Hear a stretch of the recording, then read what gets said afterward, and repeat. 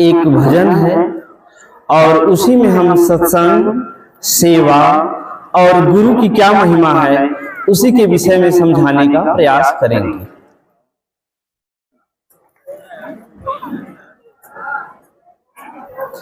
तुमसे ही ज्ञान का दीपक जला है, तुमसे ही घन घोर अंधेरा मिटा है। तुम जो नहीं गुरुजी कुछ भी नहीं है, हमें रास्तों की जरूरत नहीं है, हमें तेरे पैरों के निशान मिल गए हैं। हमें रास्तों की जरूरत नहीं है, हमें तेरे पैरों के निशान मिल गए। तुम ही हो शिव और ब्रह्म का संगम, सब कुछ तुम्हारा, सब तुझको अर्पण। अब तेरा मैं हूँ, मुझ में ही तू है, हमें रास्तों की जरूरत नहीं है, हमें तेरे पैरों के निशान मिल गए हैं। छाए जो दिल पे गम का अंधेरा, तन्हाइयों ने जो मन को घेरा, खिलता सवेरा लेकर तू रूबरू है, हमें रास्तों की जरूरत नहीं है, हमें तेरे पैरों के निशान मिल गए हैं। फूलों में तू है, कलियों में तू है, सागर की एक एक लहरों में तू है। अब कहीं भी मैं जाऊं, बस तू ही तू है, हमें रास्तों की जरूरत नहीं है, हमें तेरे पैरों के निशान मिल गए हैं। जन जन की सेवा यही मेरी पूजा, तुम ही तुम हो, कोई न दूजा। तुमसे है सब कुछ रोशन, कण कण में तू है, हमें रास्तों की जरूरत नहीं है हमें तेरे पैरों के निशान मिल गए हैं। हमें रास्तों की जरूरत नहीं है हमें तेरे पैरों के निशान मिल गए हैं। ओम श्री सद्गुरुदेव। तुमसे ही ज्ञान का दीपक जला है। अभी जैसे आप कोई शास्त्र पढ़ते हैं तो निर्णय लेने के लिए दो ही है हमारे, एक तो कोई पूर्ण महापुरुष मिल जाए या हमारे अंदर विवेक आ जाए कि हम शास्त्रों को समझ सकें। तो जब साधक अपने इष्ट को अपने हृदय में पा लेता है तब उसके अंदर वो कृपा दिखती है और अपना पूरा श्रेय अपने इष्ट को देता है, जिससे कि हमारे अंदर अहम भाव न आ जाए, फिर आगे बढ़कर कहीं हम गिर न जाएं। इसलिए वह अपने को समर्पित करते हुए उस कृपा को बताता है कि तुमसे ही ज्ञान का दीपक जला है। ज्ञान क्या है? या कुछ पुस्तक पढ़ लेना या हमको कुछ याद हो जाए उसका नाम ज्ञान है? ऐसा नहीं है। हो सकता है कोई पढ़ा लिखा नहीं है तो क्या वह भगवान को नहीं जानेगा? तो दो चीजें हैं, अपने को केवल सत्य तक पहुंचाने के लिए आप अपने अंदर एक सूझबूझ धैर्यता ले आइए। गीता है शास्त्र के रूप में, उसमें आता है कि अध्यात्म ज्ञान नित्यत्वम तत्व ज्ञानार्थ दर्शनम एतज ज्ञानमिति प्रोक्तम अज्ञानम यदतो अन्यथा। आप भजन करते हैं, चिंतन करते हैं और आपने अपने धैर्य को नहीं खोया, 2-2.5 सालों तक 3 सालों तक अगर अपने लिए 1 घंटे का भी समय देने लगे हैं तो भगवान आपको कुछ न कुछ मार्गदर्शन करने लगते हैं, जिससे महाराज ने बताया कि अंग स्पंदन, आकाशवाणी, स्वप्न, ऐसे जो आपके साथ बोध होता है, जिसको समझ करके आप परमात्म पथ पर चलते हैं, उसका नाम ज्ञान है। जैसे आप आगे अंधेरी रात में जा रहे हो और आगे गड्ढा है जो इन आंखों से नहीं दिख रहा है, लेकिन आपके हृदय में जो परमात्मा है वह आपको अंग स्पंदन के माध्यम से या स्वप्न के माध्यम से या आकाशवाणी के माध्यम से आगाह कर दिया कि आगे मत बढ़ो, खतरा है। आप रुक गए और इसके बाद कुछ देखा ध्यान दे करके कि गड्ढा था, सचेत हो गए आप। इस तरीके से अपने को पढ़ करके साधना के पथ पर, भजन के पथ पर आगे चलने का नाम ज्ञान है। और यह बगैर गुरु कृपा के नहीं मिलता है, और वह कृपा पहले मिलेगी ऐसी बात नहीं है। जैसे हमारे घर के बच्चे पहले डिग्री मिल जाए, नौकरी मिल जाए, फिर पढ़ाई करेंगे, अगर आप यह भावना रखते हैं तो आपकी भावना भले बहुत अच्छी हो लेकिन है तो गलत ही। पहले पढ़ाएंगे, मेहनत करेंगे, परीक्षाएं होंगी, सफल होंगे, तब पद को प्राप्त करेंगे। वैसे हम आप सभी जब भजन साधना के चिंतन के पथ पर लगेंगे, कुछ अवरुद्ध रुकावटें आएंगी और उसमें हमारा मन विचलित नहीं हुआ, तब हम उस ज्ञान को, अनुभव को प्राप्त करेंगे। तो यह श्रेय साधक किसको दे रहा है? इष्ट को। तो तुमसे ही ज्ञान का दीपक जला है, तुमसे ही घनघोर अंधेरा मिटा है। तुम जो नहीं गुरुजी तो कुछ भी नहीं है। हमें रास्तों की जरूरत नहीं है, हमें तेरे पैरों के निशान मिल गए हैं।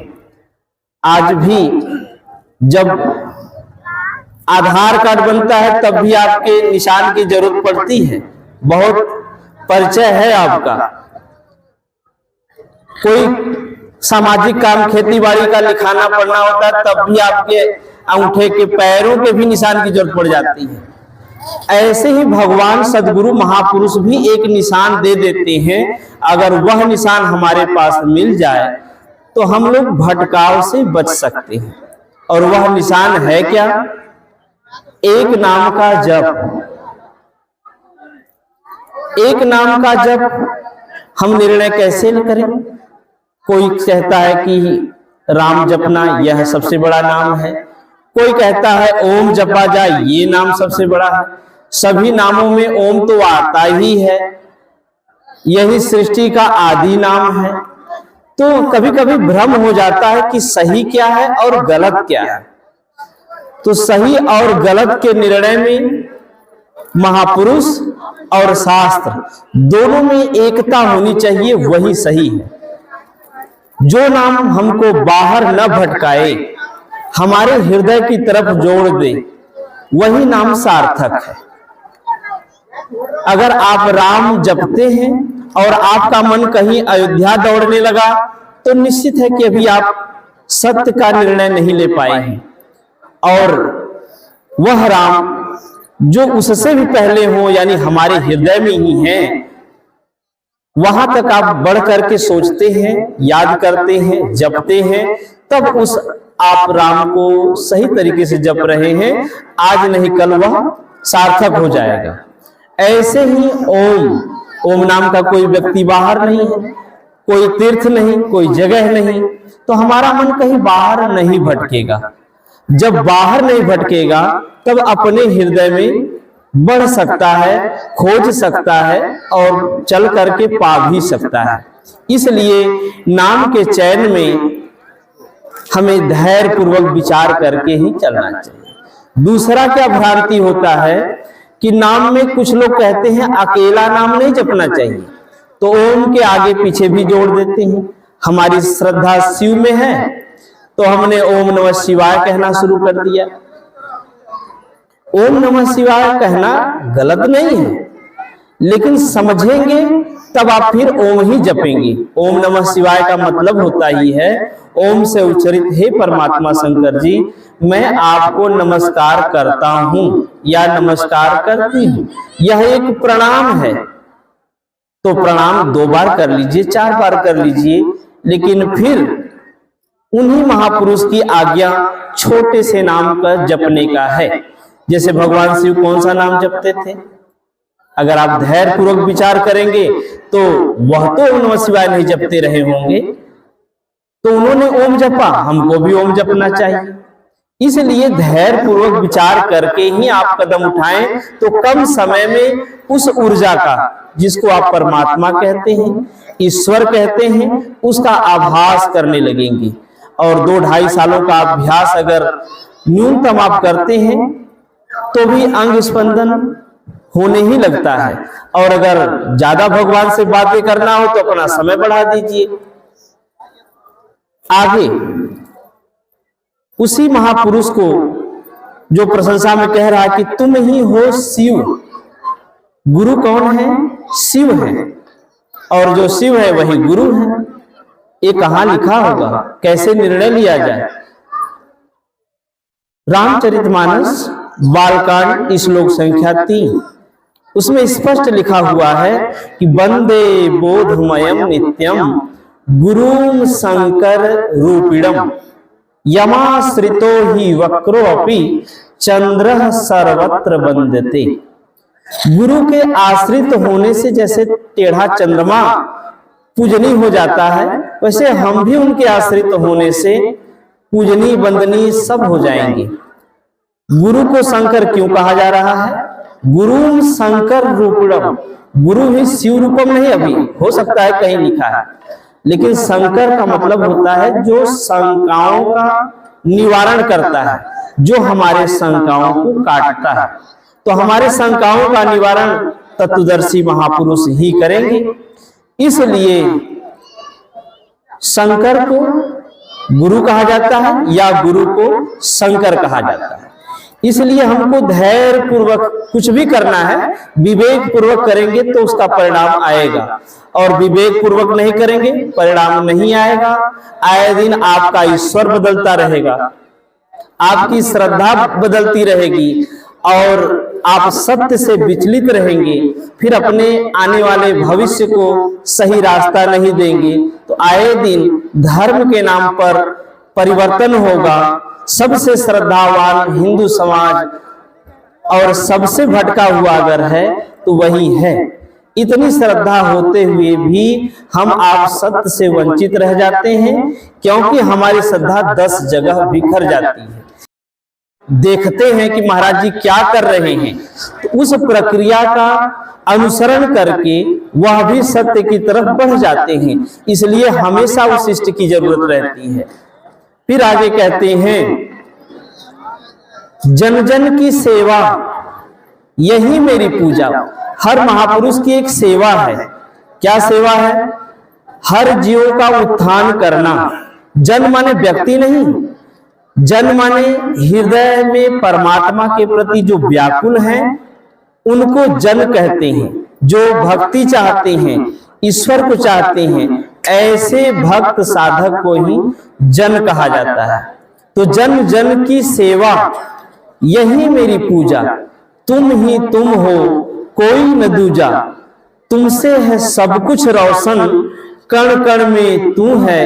हमें रास्तों की जरूरत नहीं है, हमें तेरे पैरों के निशान मिल गए हैं। यानी आप नाम जब गुरुजी ने जो दिया है, बताया है, हमको सतत उसका अभ्यास करना चाहिए। हर कार्य करते करते अभ्यास करिए, लेकिन बैठ करके कम से कम न्यूनतम 40 मिनट 1 घंटे तो देना ही चाहिए। चल फिर के नाम जपने में और बैठ के नाम जपने में दोनों में अंतर है। चल फिर के जपना वह हमारे इंद्रियों का अभ्यास है, और बैठ करके जपना वह हमारे आत्मा का उत्थान कितना हुआ, किस स्तर पर है, कितना मेहनत करना है, इसको देखने के लिए जब आप स्थिर बैठेंगे तभी आप उसको समझ पाएंगे। गीता अध्याय 4 श्लोक संख्या 27 और 29। 27 में कहते हैं कि सर्वाणी इंद्रिय कर्माणि प्राण कर्माणि चापरे आत्म संयम योगाग्नो जुह्वति ज्ञान दीपिते।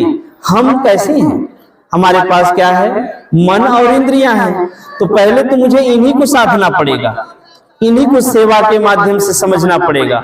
नाम जप, बैठना उठना, चिंतन करना, हर स्थिति में हम भगवान के साथ लग सके, वह इंद्रिय को संयम करने से ही होगा।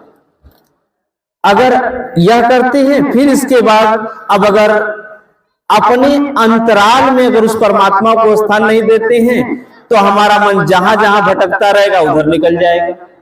तो कहते हैं अपाने जुह्वति प्राणम।